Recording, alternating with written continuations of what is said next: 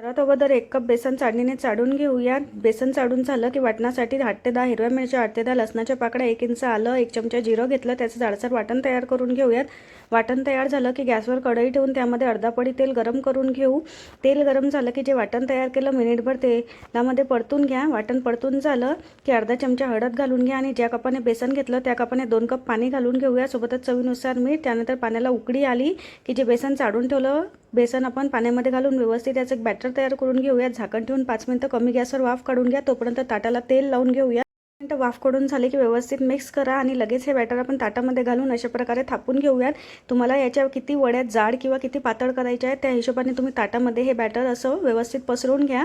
नंतर थंड होण्यासाठी साईडला ठेवून देऊया। थंड झाल्यानंतर याच्या अशा वड्या तयार करून घ्या। या वड्या तुम्ही मस्त रश्श्यामध्ये देखील खाऊ शकता किंवा तशा देखील खाल्ल्या तरी मस्त अप्रतिम लागतात। रेसिपी आवडली असेल तर लाईक करा, शेअर करा, चॅनलवर नवीन असाल तर चॅनलला सबस्क्राईब करा।